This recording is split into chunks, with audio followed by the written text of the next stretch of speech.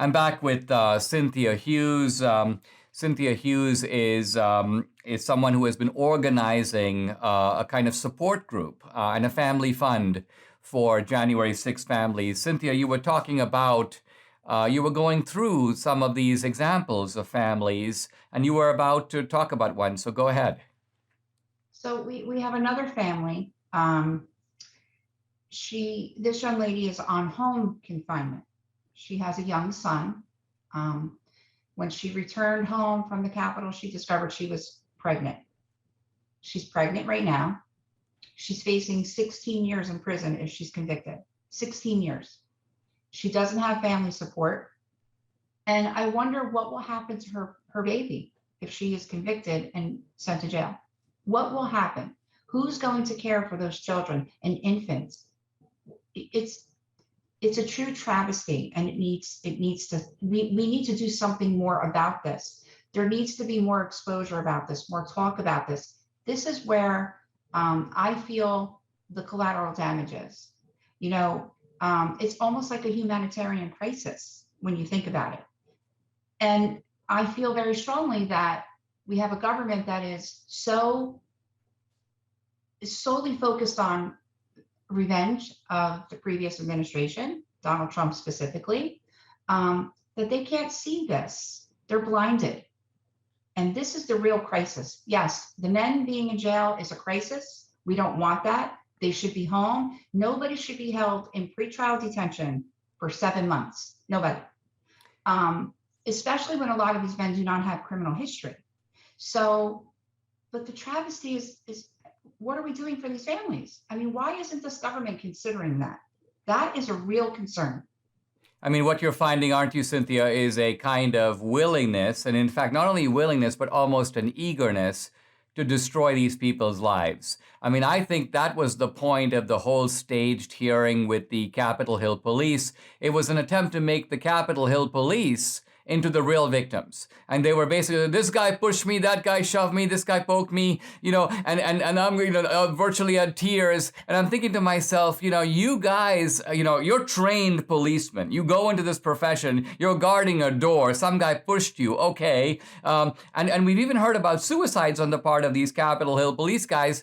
And then I'm thinking to myself, look at all these people in prison and look at their families and look at what they're going through. I don't know what this young woman did to be facing 16 years, but quite honestly, show me someone on the left who did that got 1 year in prison. 1 year. Not 16 years, but 1 year. And the sheer inequity of it is what I think infuriates us.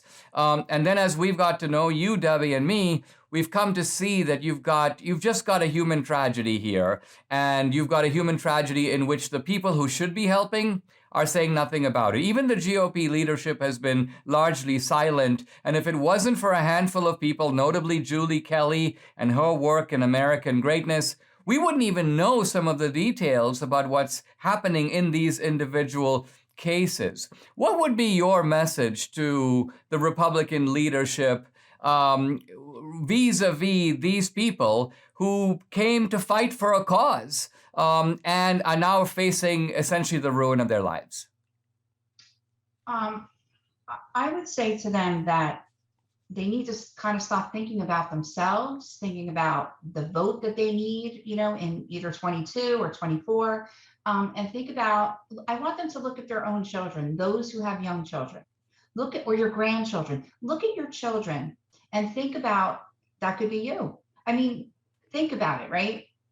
We live in a country where there's no more, I apologize for not having the right words, but when you have people that are in a jail, in pretrial detention, in a few more months, it's going to be 1 year. This government is not even prepared to try these cases. Why is nobody speaking out about this? We do have Marjorie Taylor Greene. We do have Matt Gaetz. We do have that team, and thank God for them. It's not enough. Where's Jim Jordan, for example? Where's Mitch McConnell?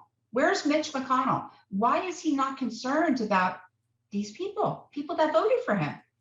It's really concerning. And I think people need to remember that next year and in 24.